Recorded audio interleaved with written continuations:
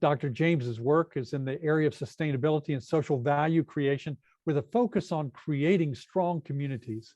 She currently serves on the Faculty Senate Equity, Diversity, and Inclusion Committee and supports EDI and belonging efforts on campus. Today's event grew out of a combination of her intellectual curiosity, a desire to learn more about what she can do, and her belief that there were others out there like her who could benefit from a program such as this. Dr. James will serve as our host and moderator. Now, Dr. James will work with our two speakers. Dr. Vasyl Taras, whom we call Vaz, is Associate Professor of International Business in the Bryan School's Department of Management. He's the founder of the X Culture Project, a global collaborative of universities, businesses, and individuals that offer course-based consulting experiences to approximately 6,000, repeat that, 6,000 undergraduate and graduate students per semester.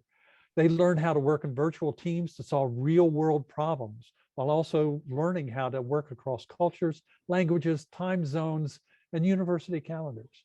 Dr. Taras is well known around the globe for his research on cross-cultural and global virtual teams, international collaboration, and cross-cultural conflicts. Important to today's event is that he was born and raised in Ukraine. His entire extended family still lives there, which is of grave concern to him today. Although he has lived away from Ukraine for 25 years, he's maintained close ties, certainly to family, but also ties to several Ukrainian universities and businesses. As such, he is very well versed in Ukrainian and Eastern European business, as well as the history, culture, and geopolitics.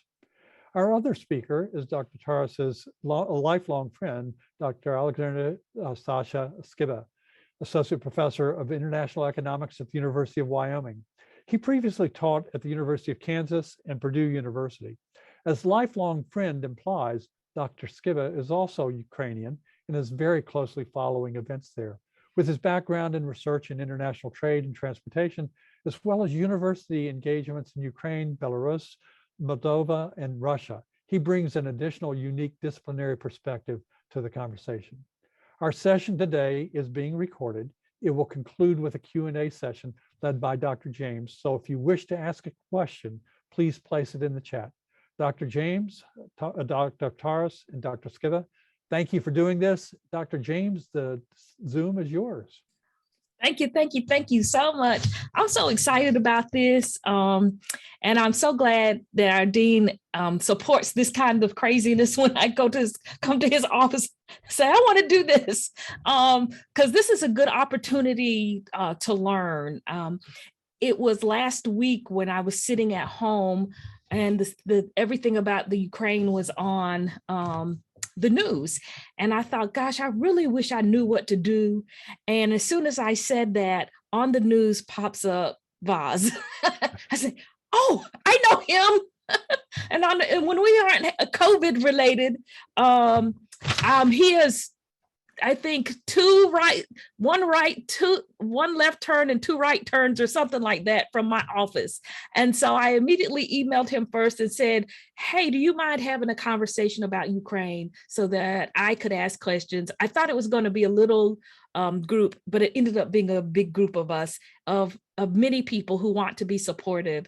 And to let you know, Vas, that we are supportive of you and we want to learn more. So without further ado, Vas and Alexander, I'm going to ask some questions, and I want it to be mostly you're talking and us listening. So first, I want you to just tell us about Ukraine, and what do you want people to know most in general, outside of this conflict, about the Ukraine? Thank you very much, everyone, for your interest. And yes, I actually thought this would be the first question. And I prepared a little sort of overview to let you know where Ukraine is, what it is, so that you have the context before we get into this present conflict. But before we do get to Ukraine in general, I would like to share with you something that I've heard on NPR yesterday. So one of the military intelligence officers was interviewed, and he said something that struck me really, really, deep, something that I didn't think about, because the war in Ukraine now It's a personal matter for me. And so I thought, well, that's why it's important. But what he said is that, no, that's the biggest war since World War II. Yeah. So it's the largest country in the world fighting the largest country in Europe, aided by Belarus, so we don't even count that. So if you look at the combined military might, it's the biggest war, the biggest conflict since World War II. There are also, the number of countries involved indirectly is also the largest since World War II. So even Switzerland took sides and condemned Russia, imposed some sanctions, and then also participated in the United Nations resolution a couple of days ago. So even Switzerland is in some way is involved. So, and then also if you look at the numbers, the casualties, so it's been only 1 week, and in 1 week, Russia has already lost more soldiers than the United States lost in all 19 years in Iraq and Afghanistan. And it's already more than half of what the Soviet Union lost in all of the years, I believe it was 9 years of the USSR versus Afghanistan war at that time. So it's a big conflict. I didn't realize how big it is. Now, in terms of where it's going on, in case your geography is not as good, if you allow me to share my screen, I would like to show you something just to give you a perspective here. There is this wonderful website called The True Size of, yeah, right here. And so here you can sort of move different countries and compare their sizes. So first, this is Russia here, green, Ukraine is yellow. Now, Ukraine is not just some country somewhere far away. So to most Americans, Ukraine or Estonia or Latvia, they all sound about the same. In reality, it is a very big country right in the middle of Europe. So if you look at the continental Europe, it goes all the way up until about here. And so that's a country right in the middle of geographical Europe, Eastern political Europe. And if you look at the sizes, so this is Germany compared to Ukraine. So Ukraine is almost twice as large. This is France compared to Ukraine. So Ukraine is substantially larger. This is the United Kingdom compared to Ukraine. So we're talking about a serious big country with a huge population and huge resources. So that's something that many people don't seem to fully realize, what's at stake here. So in terms of one thing that I would like to add also, many people ask me, my neighbors ask me, so why all of a sudden there is a war now? Like what's going on? Like why now? So again, what many people do not seem to realize that it's not all of a sudden and it's not now. So the particular war that we are talking about has been going on since 2013, 14. So it's been 8 years now. And then when you look at Russia's involvement in different kinds of military or armed conflicts, here is a list only of the things, I think up until about here, that Mr. Putin was the president. And then if you go to Wikipedia and look at Russian wars, there is literally like a 5-foot long list. So we have Kazakhstan, we have a current involvement of Russia in Central African Republic. Syria is still on. Ukraine now for 8 years. Before that, it was Georgia, then Chechnya, several wars, Dagestan, Tajikistan, and so on and so on. What I would like to highlight here is that it's not only all of a sudden, as many people think, or it is not all of a sudden, but also most of these conflicts have been largely ignored by the West. And so I guess pleased is a wrong word, but I am happy to finally see some concern and some interest from the West to what's going on in that part of the world. So it is, has been largely, ignored, all of these conquests here. And I'm not even talking about Russia's meddling in the US election, Russia's meddling in the many elections and political processes in Europe, in the European Union. So all of that was also part of what they call hybrid wars. So that's another thing. And one more thing, if I may, just to give you the context, and then I will stop. So another thing that I would like to say is that to a large extent, it's not really war against Ukraine. Again, most people don't really care about Ukraine anyway, right? So it is very much, at least the way it's presented in Russia, if you look at Russian headlines and the talking points, it is a very much, in their minds, a war against the West. So Ukraine is just part of that strategy. So according to the Russia's sort of narrative, so the US, NATO, Europe always sort of hated Russia and always wanted to dismantle Russia. And so for a long time, the world was bipolar. There were two big superpowers, the good USSR and then the evil West. And then in 1991, the USSR collapsed. And so the world became sort of wrong. As Mr. Putin said, it was the largest geopolitical catastrophe of the 20th century. And so ever since, he seems to be on the mission to restore what he believes the balance to the world. So basically, the story goes that the United States, NATO, the European Union, the West, they installed puppet regimes, including in Ukraine. And so first, they're trying to take back what they believe is rightfully theirs. Then they want to go back to probably Poland, Hungary, Romania, the Baltic states, just like what happened in the past. So in their minds, they don't really see Ukraine as the enemy, although they kind of do, but they see it as a larger war against the West, not just Ukraine. So that's, again, something that many people here in the United States don't seem to realize. And so some of the sort of commentators I hear, they say, well, why should we care about Ukraine? Or why should we send help to Ukraine? We have enough problems here in the United States or in Germany or in France. Those sanctions, will they make gas more expensive here in the United States? See, it's already making gas more expensive. Why should we care? Well, again, the way Russia sees it, it's not war against Ukraine. It's a war against basically you guys. So that's, again, something that many people don't seem to fully realize here. So I'll stop here for now. Very good. Alexandra, Sasha, sorry. Would you like to also comment? Anything you'd like us to know about? Yes, of course. Thank you, Dr. James. And thank you, Dean Banks, for very generous introduction. And I appreciate a chance to participate and to talk to audiences about Ukraine. As you know, I have lived in the United States for a long time. My kids are American, and so this issue is very personal for me, and I've been following it very closely. But please do question what I say, because my opinions and my thoughts and the things that I would like to bring up are probably very intensely emotionally colored. And so please, I just want to give you that disclaimer, and I'm sorry, but I'm not going to hide it, because this is just very, very difficult when, talking to my parents, they already used the word before war that was reserved, for the time until 1941. And so now the parents are talking, well, before war, we used to do this, and that was a week ago. And so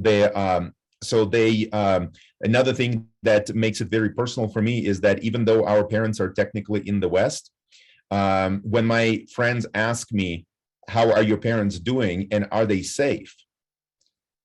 The way I'm answering now is like, oh yes, they're safe. Don't worry about it. They only get cruise missiles shot at their city. Like, I'm not joking. This is my answer to people. And they're like, what do you mean only cruise missiles?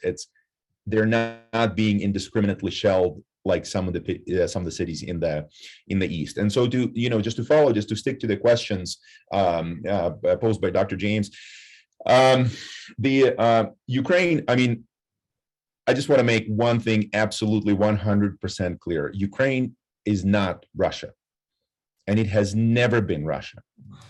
We have temporarily been parts of the same empires, but we've been parts of the same empires with Poland and Germany, and if you go far enough with Romania and Turkey, we can Hungary, Austria, we can go through a lot of different points, different points in history. And so we're not. I was born, I learned Ukrainian was my native language, and then we learned Russian. I did not understand how different Russian and Ukrainian is, because from my standpoint, I can understand both. I can speak both languages.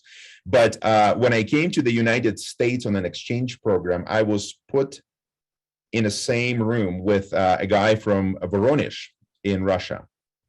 And I called my parents just to tell them how my day went. And I didn't even know I speak Ukrainian to them. And then I turned around, assuming that he understood everything I said. And he said, I have no idea what you just said to your parents. Wow. And then I was like, oh, isn't that different? And so honestly, for me, it was a little bit of a discovery. And now you see on some of the videos posted on the social media how, Ukrainians interact with Russians, and sometimes they have to be like, I don't think he understands me. Try this, try these words. I think that's going to come across. So that was a big thing. Italian Portuguese or Italian Spanish. Yes, similar. That's a similarity. Yeah. Different. Yeah, and so about Ukraine. So again, it's a large country. It's in the middle. It's in the middle of Europe. You know, the geographic center of Europe, or one of the geographic centers of Europe, depending how you count, is in Western Ukraine, and that's just because Russia is such a big chunk of what's called Europe, you know, to the east, and so Ukraine is, you know, we call it Eastern Europe, but it's, you know, it's kind of more of a center of Europe, and Vasyl listed a lot of countries, and there are even some that he missed, you know, like, so there's that list is even longer, you know.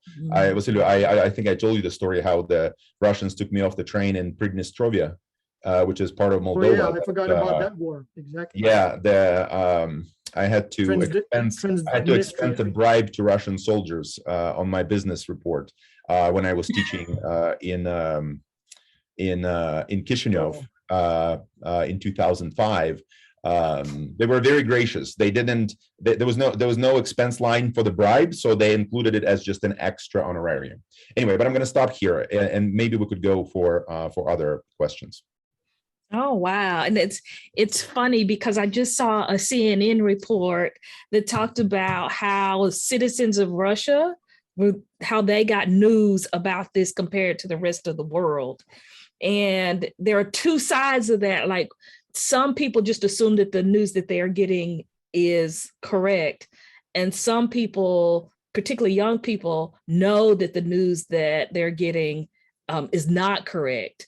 But in hearing you speak and seeing how close and not so close things are, they're closer than we are in terms of the US, but that they may not be able to get the same picture because of they're in Russia, and just the language barrier may be even a part of that. Is something that I don't think people in the US get.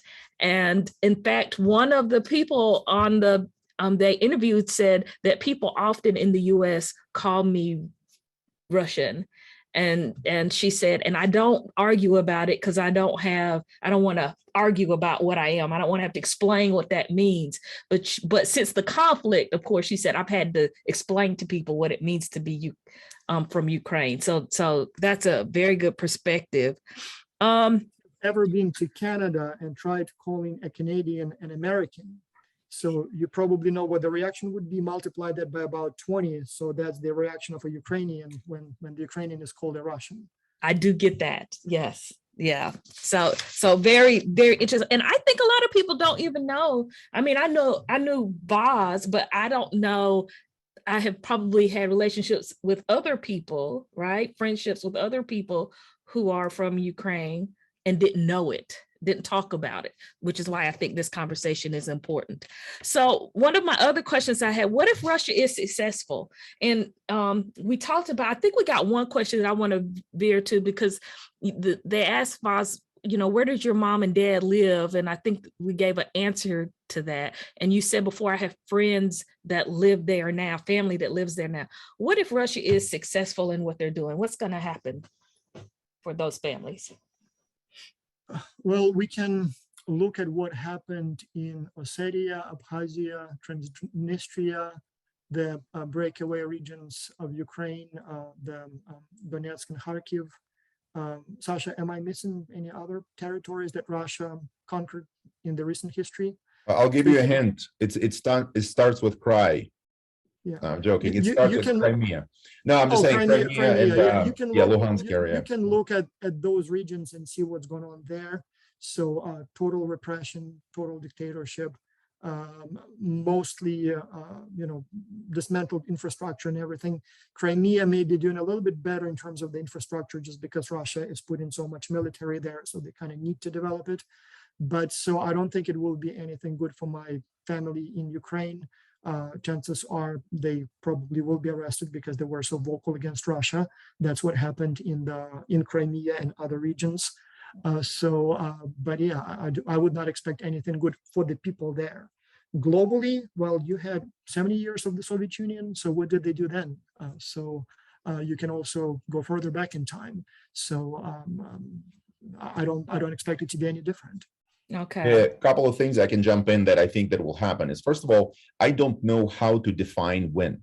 Like that's what a lot of people were asking Right. me. We don't understand what the end game is, because even Russian military experts who are not big fans of Ukraine. For example, there was a recent interview with Strelkin, who was the military commander on the ground in 2014, invading Ukrainian territories. He has no love for Ukraine, but he said, I don't understand this invasion. He said that that's not how you take over the country.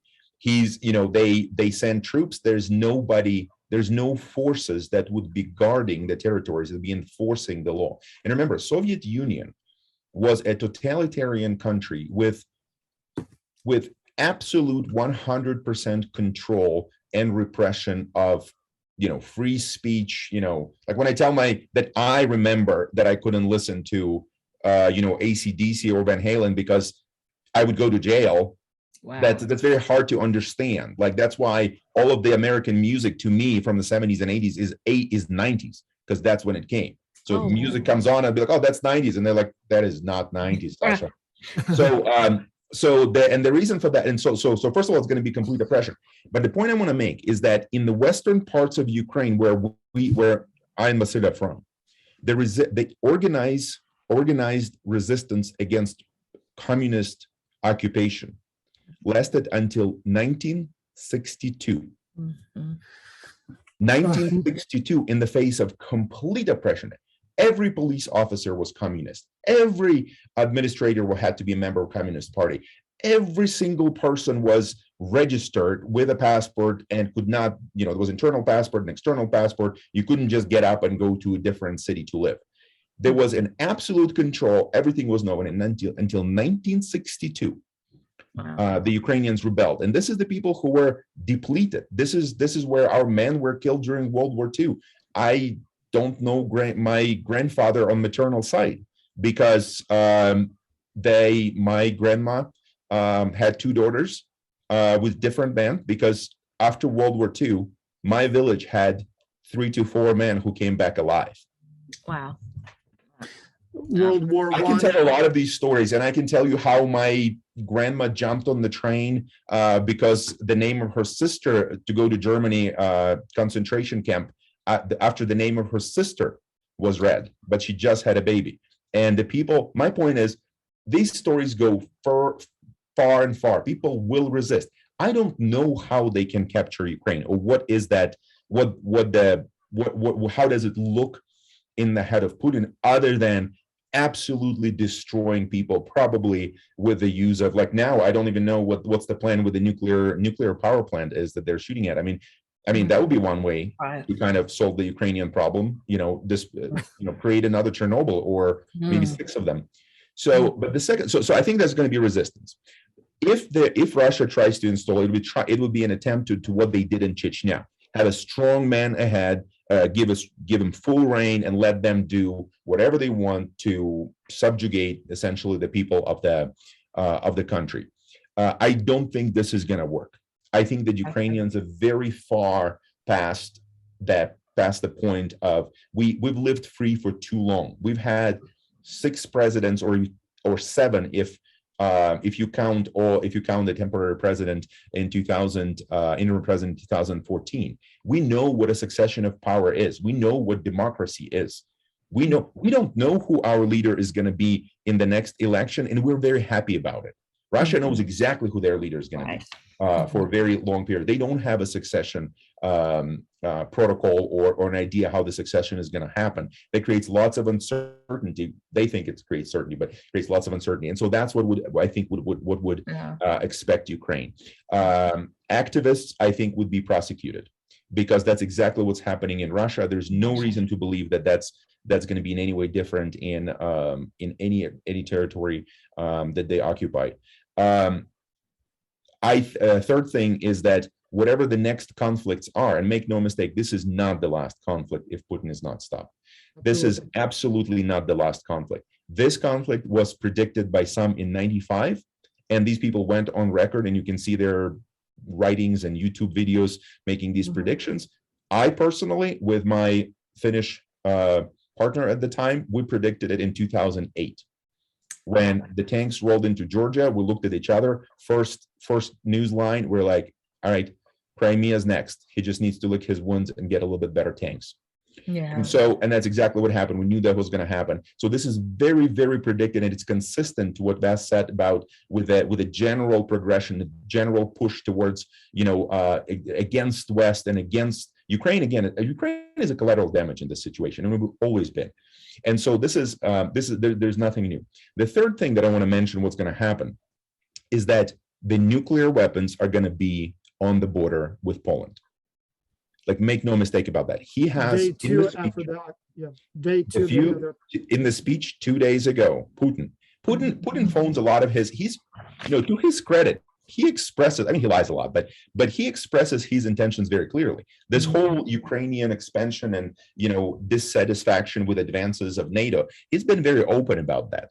The thing that was very worrisome in the speech of, I don't know, I read it 2 days ago, so maybe it was 2 or 3 days ago. I don't know when he recorded it in that bunker. But one of the things he said his last point was, and now it's the time to remove nuclear weapons from Western and Eastern Europe. What do you think that means? I mean, that's his goal. It's literal. Yeah. He wants to limit the scope of NATO with anything that he can, and that's why his brinksmanship and scaremongering with this scare tactics by using, we have these nukes on alert.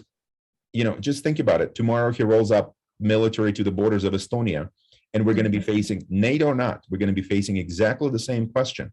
Do we want to send or risk getting a nuke into a field in Nebraska over Estonian border? Right. I don't know. I mean, we're going to be facing exactly the same decision, exactly the same trade-offs that will be, in the short run, they will absolutely make sense. And it's just, yeah. So I just want to make point that, this is very predicted. This is very expected. And, what's going to happen in Ukraine is also, I think, is not that hard. The details might be kind of hard. Are we going to fall? Are they going to drop a nuke in the city? Are they going to just demolish Kiev? Like, we don't, these things are hard to do, but hard to predict. But if they do, there's nothing good that's going to happen in Ukraine. Yeah, which leads me to another question that I have heard people say, why don't people just leave? I don't think particularly people in the US get, why don't they just leave? It's being bombed, why don't everybody just leave? And I think from what you said is two reasons. One, it's your home country, right? So everything you have is there. My grandparents fought in the First World War so at that time it was basically Ukrainian Independence Army. So Sichevi Streltsi, that's, a name for that resistance. Half of the family were deported when the Soviet Union occupied part of Ukraine. My both grandfathers entered the Second World War on September the 1st, 1939, not 41 as the Soviet propaganda says. So at that time, Ukraine was part of the Poland and so of Polish territory empire. So both of my grandparents were in the Polish army, one as an artillery soldier, the other one as a medic. So they were in that war, and then they came back home in 1946 because they were in the Ukrainian resistance army. So they kept fighting the Soviet Union even after the Second World War was over. So pretty much all my family were on the streets in 91, in 2004, 2008, 2013, 2014. They are there now. I mean, no, they're not going anywhere. Second, we are talking about 45 million people. We are talking about a territory, as you saw, like twice as large as the United Kingdom. I mean, where would you go? I mean, we're not talking about a tiny little, And the other thing that I think that people don't understand is. Can you let me say something? It's not only about being the home country. I have a family in Ukraine. They live in Kiev. There are several cousins of my wife. They are Iranian. They have so Ukraine technically is not their home country, but they have lived there for 20-something years, and they have not left Kiev. They stayed there. They now have Kalashnikovs. They have they are basically fighting. They were regular people. They were going to job, but they decided that we are not going to leave. Because, why should they leave that country? They first, they fled from Iran after the revolution. and they somehow ended up being in Ukraine. So they know that how it goes when you need to leave your home country, how difficult it is. And then they made a new life there. And now somebody is coming, occupying their, what they have, you know, their city, their country, what they have made. And they have children, they have wives there. They sent the children and wives to a safer city, but they stayed in Kiev, and they are, you know, they are doing whatever they can to defend the city. So the sense of resistance, the sense of, and I admire them. I know that they may be, you know, they may be injured, or they are not, you know, in the safest place in the world, of course, right now. But I admire them. And when you, in that part of the world, close to Russia, and that includes part of the Middle East, you, after a while, you learn that it's to leave your country is not the solution. That's a constant threat that exists, and the only way to just counteract them is to resist and to be powerful enough to have allied countries to just to defend your rights. They have the right to be there, and they Right. believe that they have to defend their rights. Well, and so the other side of that also is this, that it costs money to leave. And so the one piece is the argument that you're making. The other piece is, how many of us could, in just a few minutes, put anything in the bag that we could and successfully move to another country, particularly if we don't know anybody. It's very hard to do that. And so I think, because particularly in places like the US, we don't know that experience sometimes. We don't get the rationale of why somebody decides, right? It's they shouldn't have to leave. And then also, can you leave is another part of the question. So let me go on to another question. So Channelle, if I may, the mantra Sure. on the streets in Ukraine these days is, if not I, then who? And so they understand that if they leave, it will be basically Europe that will need to fight that war. right. And so we have a friend with Sasha, our roommate in Germany. We went to high school in Germany all together, Pavlo Tsaruk. So he is now the president of Ukraine's second largest insurance company. So I think basically the president of Geico or Allstate. And so I spoke with him a few days ago, and I said, so what are you doing? He said, I went to this local, they now assembling the essentially, like, you know, like unprofessional military, you know, what do you call them? Essentially local resistance groups. And they ran out of Kalashnikovs, so they wouldn't give me one. So he went and bought one on the black market. So some sort of like a hunting rifle, so he couldn't get a gun. And so he is fighting too. So, I mean, if people of that caliber wouldn't leave and fight, I mean, believe me, everyone who can carry a gun will be fighting. And those who will not have a gun, they'll probably get a brick and just fight with a brick. Yeah. May I ask a question? Can I ask a question? We've got just a few more minutes, and then we'll get back to, we'll do questions. Okay. We're managing questions, so we'll get back to questions. So particularly for business students, but I think students all over our campus, they wonder what they're supposed to, in some ways, learn from this. So from a sustainability perspective, economic, social, and environmental impacts, you've talked about some of the impacts, but can you tell us what could be some of the economic impacts that will really have an impact on the US? I always tell my students, you might own a smoothie shop in Main Street, North Carolina somewhere, but you will be impacted by the world. So what kinds of things may impact us on a economic, social, or environmental level as a result of this disruption? So economically, Ukraine and Russia are major global players in the global economy. So Ukraine is number one in many agricultural products, from sunflower seeds to wheat and barley. I believe it's number two in aluminum, number three in titanium. Russia obviously is a major exporter of all kinds of energy sources. So they have both very vibrant IT industries. I actually have a full list of, you know, where Ukraine is within top 10 in the world, and it's a very, very lengthy list. And so the war obviously will disrupt all those supply chains. So the sanctions on Russia will obviously increase the price of energy, but also perhaps other commodities. So all that will trickle down and disrupt the global economy in many ways. Sasha, you're an economist, so you probably have a better answer to that. But yes, everybody will feel it, I think. Yes. So I think that, I mean, the obvious answers are the refugee crisis is going to be big. If this drags on, the European Union will not host Ukrainians forever. I guarantee you that.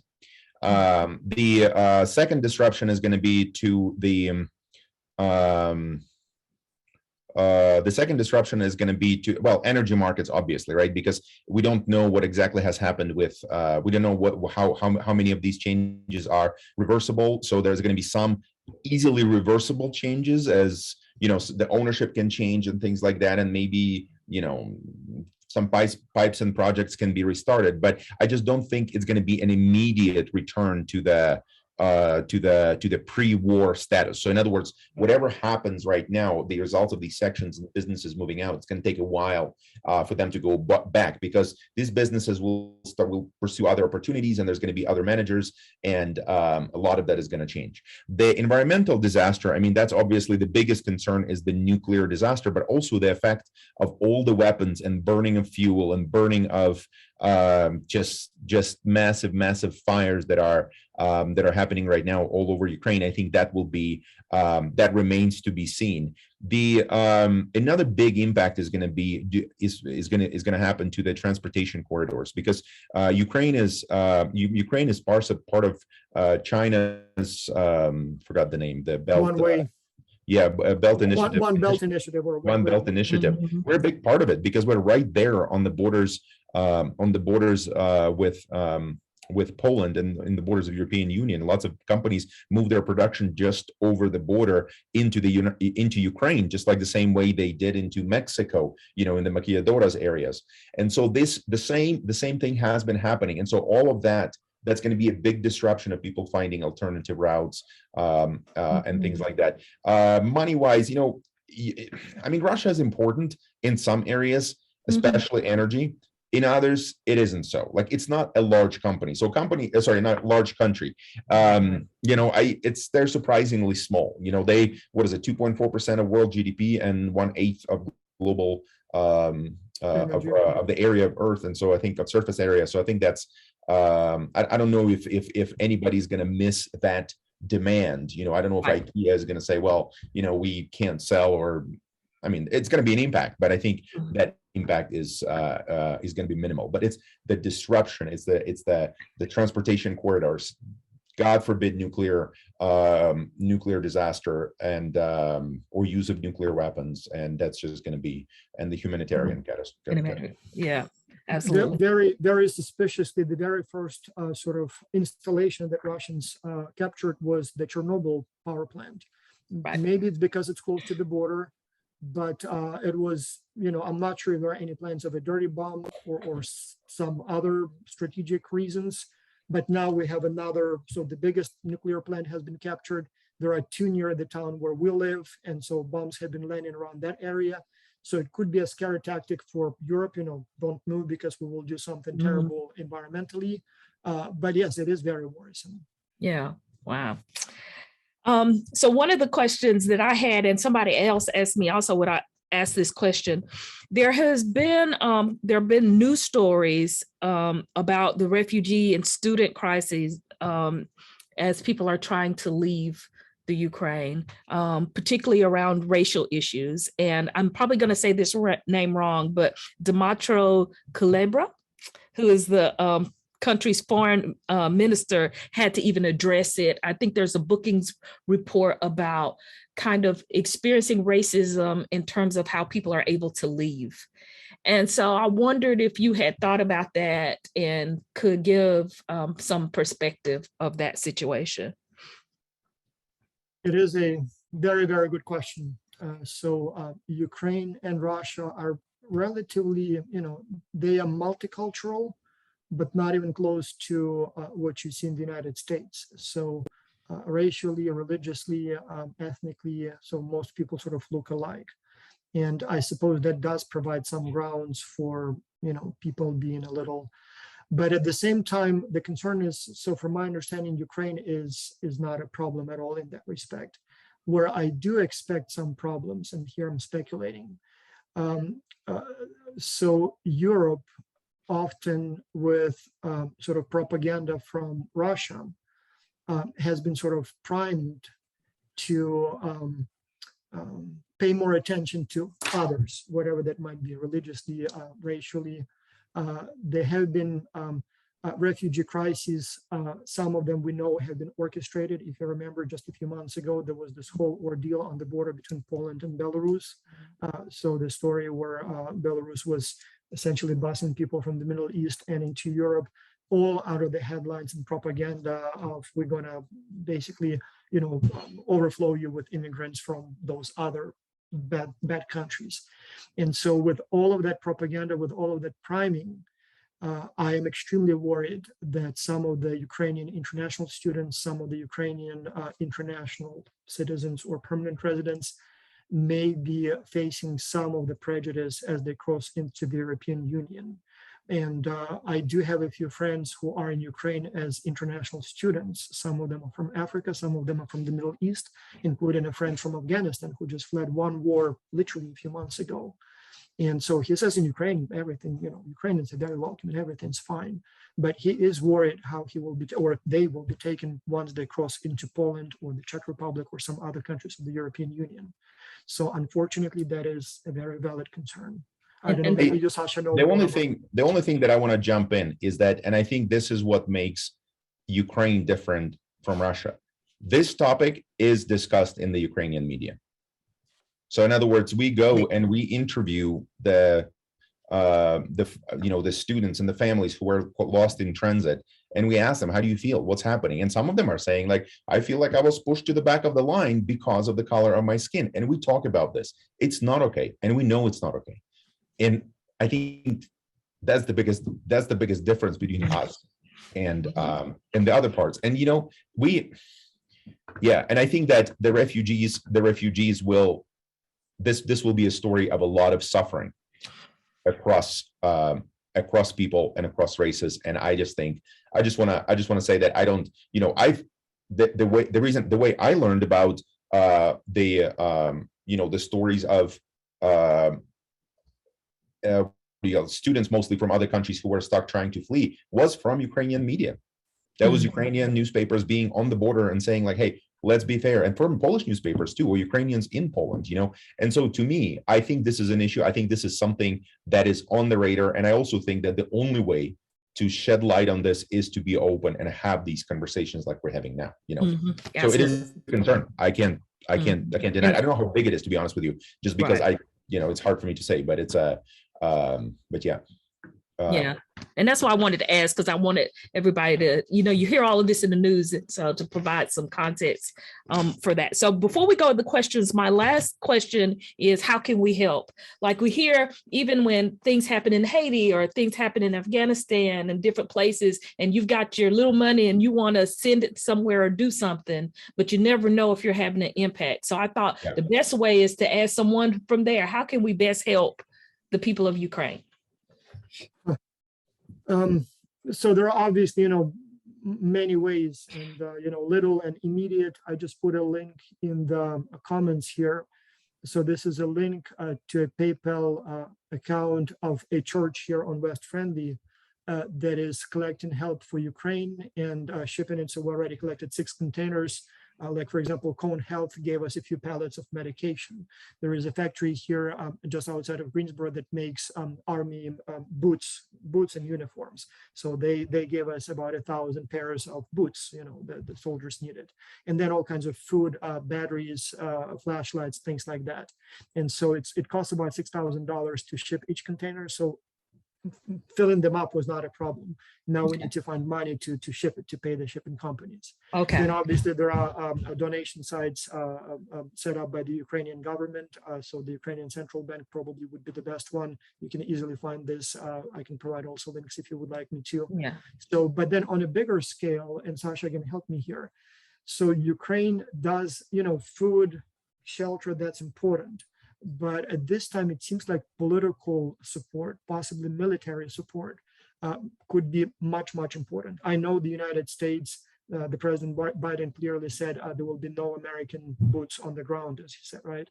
But and it may not be a bad decision because we are dealing here not only with a nuclear power but with a psychopath, with his finger on the button. But weapons, especially weapons that would allow us to protect the sky. So Ukrainians seem to be doing extremely well, surprisingly well on the ground. So they're pushing the Russian forces back, but Ukrainians are no match to Russians, to their long-range ballistic missiles that are being fired from Belarus, from Russia, thousands of kilometers away. And so that's where help is desperately needed.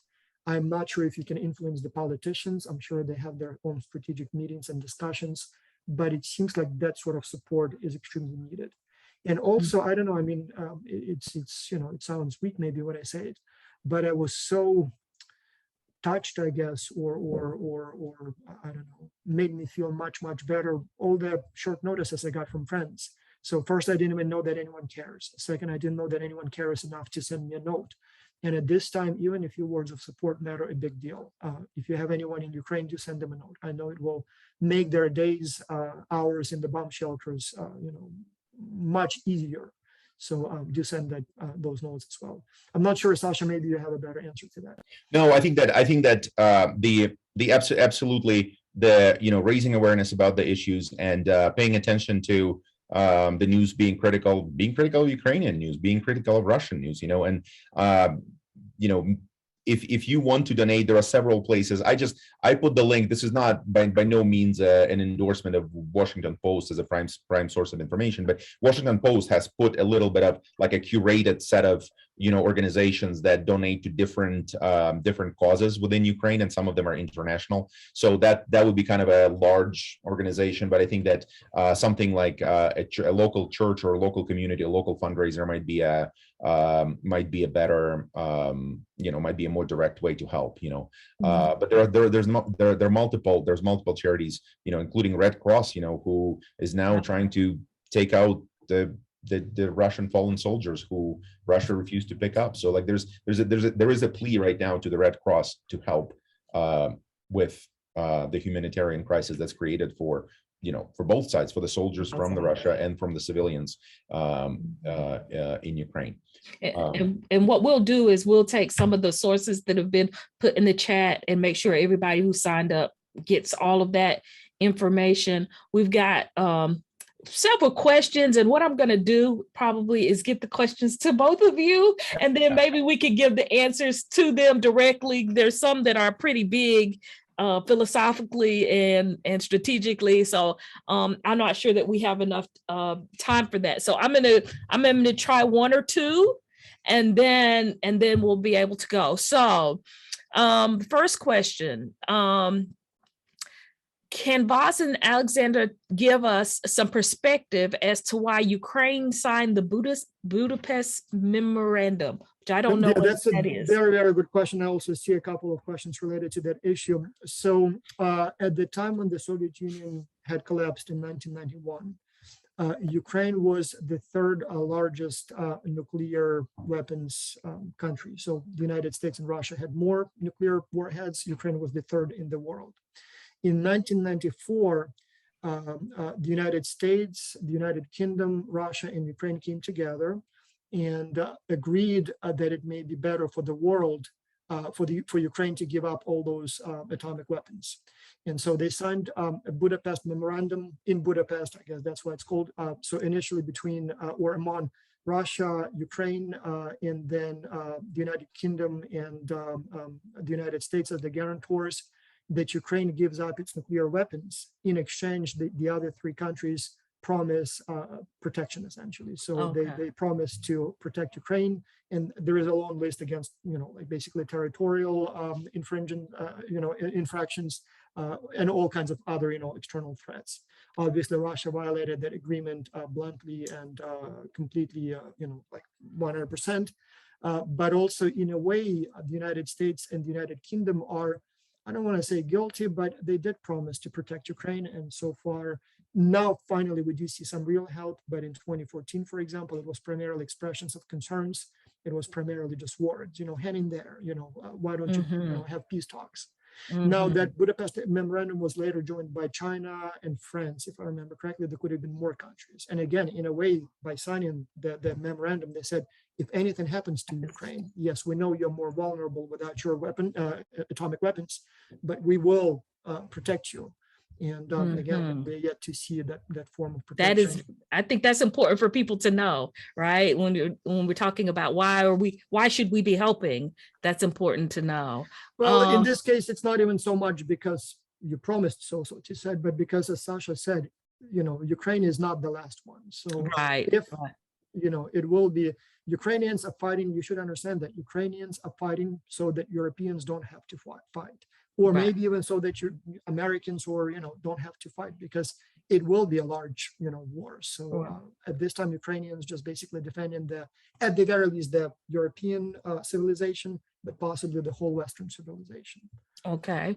My next question that I got from the audience is Russia truly able to continue this combative human rights violation physically, financially, et cetera? So is Russia even going to be able to keep up doing all of these things?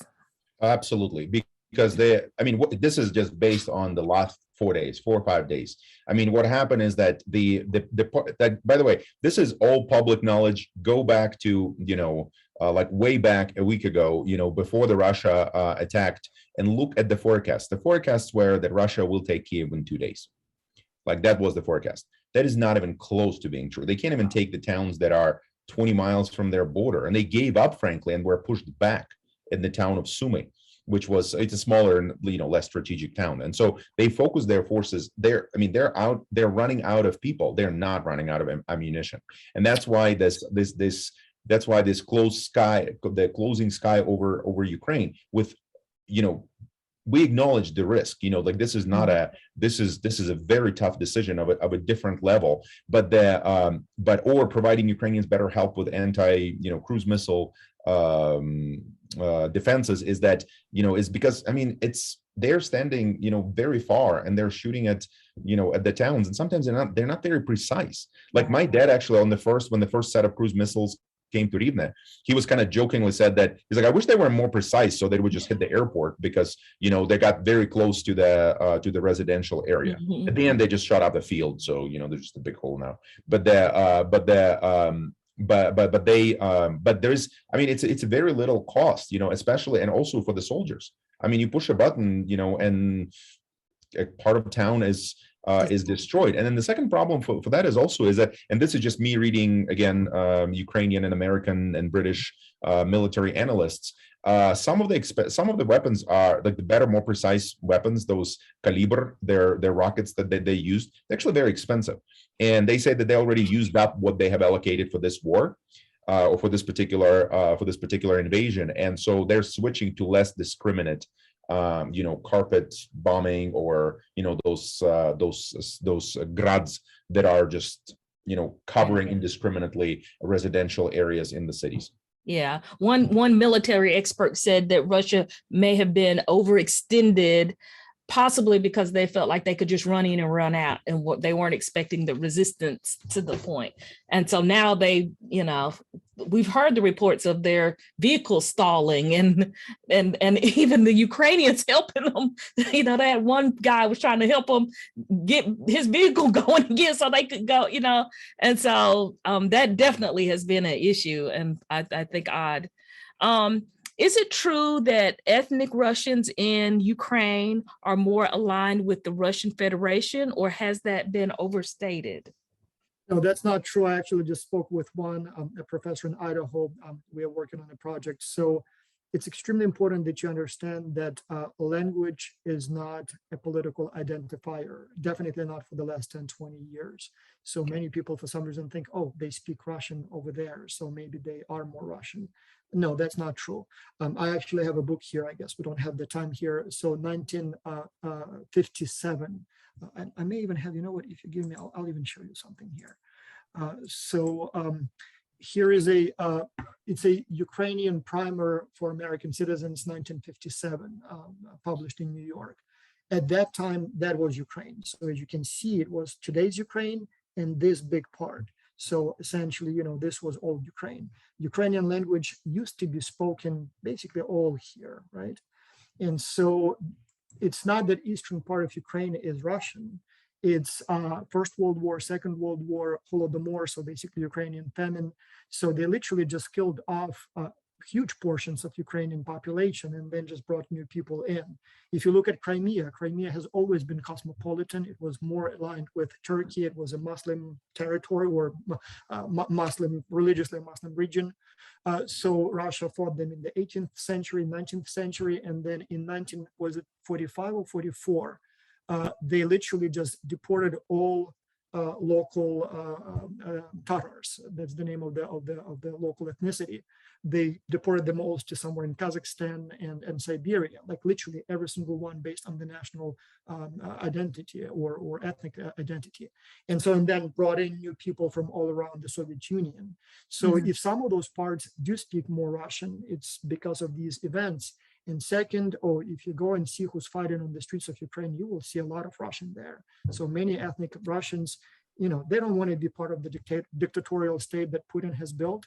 So it's like, saying language matters. It's, well, let's occupy Canada because Canadians speak English, or let's let the British occupy the United States because it's the same language, or I don't know, let Germany annex Austria again because they speak the same language. Yeah. Totally unfair to say that. Yeah. I also want to I want to just chime in and say that preference might be there, but it's, first of all, it's marginal, and second, it's not unconditional.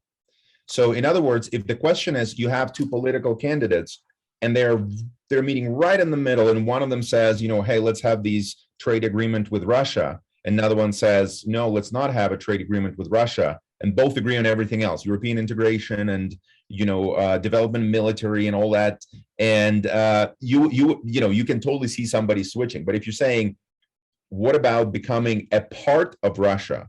And then now in the last 6 years, it's becoming a question, what about being like Belarus or being like the occupied territories right now in the East? And the answer is absolutely not. Like, if you look at Zelensky, who's a Russian-speaking Jew, is our president. He received 73% of the vote. There was a question in the chat about Zelensky. Yes, he is a hero. But if you listen to the Ukrainian parliamentaries who are being asked that question, do you agree with Zelensky? They were very quick to say, he is our president. We are behind him. We put aside all of our disagreements. But as soon as this is over and we start rebuilding, we're going to question every single decision he's making. He is not going to, we're going to disagree about infrastructure, schooling, which cities have to be rebuilt first, and all that. He does not have, because Ukraine is a democracy. We are not a good democracy, but we are a democracy. And this is going to be, he does not have, he has a support of the nation right now, but it's not unconditional. It's not unconditional. Yeah. And that's a good thing, I think so. Well, let me say, we don't have any more minutes. We could have done, Dean Banks, we could have done 3 more hours on this and still have lots to talk about. But first of all, what I want to say before we leave, that I know at the Bryan School and UNCG, we are behind you, Vaz. You're one of us. We care. You are one of us. We support you. Whatever you need us to come collectively to do, you let me know and I'll get it done. So please count on us and know that we care. And Sasha, yeah. I was just gonna say thank you. Nice to meet you. Thank you for coming to educate us, and it's always good when you have a friend come with you. That's double power there. And I know our dean may want to say anything. I just want to say thank you for I would echo what Dr. James said, Sasha. She said it to Vaz, but I'm going to say it to you as well. We're behind you, Sohail, to you and your family and friends, and others that I'm sure I don't know about. One of my former colleagues at Worcester Polytechnic Institute, Renata Conrad, who she returned early from her Fulbright at do you say it Liv? Lviv. Yeah. And so she's of Ukrainian descent. So there are a lot of people that I think all of us know, or maybe we don't even know that we know people that are Ukrainian. And we are behind you in this. I think I think probably the most impactful takeaway in all of this is the point that both of you made, that this is not a war against Ukraine. This is a war against the West. This is much bigger. Ukraine is the current convenient vehicle for Putin, but it is not the last vehicle if he's successful with this. Yeah, absolutely. Thank you for doing this. Thank you all who attended. We appreciate it very much. Channelle, as usual, you did a terrific job as well. And peace be with all of you, and peace be with the people of Ukraine. Absolutely. And just to wrap up, we will send out an email with some kind of the resources and those kinds of things that everyone needs. And I'm going to give the rest of the questions to both Sasha and Vas and have them answer, because you don't want to answer for me because I don't know, but we will get the answers to you because we want you to be informed. Thank you. And if you and Vas and Sasha, if you read in the comments, you'll see so many well wishes. Thank you. Thank you. Yeah, big thank you everyone for your support, all the way from my neighbors, colleagues, students, and friends, all the way up to the administration and the government. So any kind of support is extremely important at this time, and I'm reassured to see some real support coming from the United States. I think united we stand, as they say, right? So together we will conquer that evil empire. All right. Good Friday, everyone. All right. Thank you, Sasha, for joining me here. Yes. Thank you so much. This was very good. Thank you for the chance. Thank you.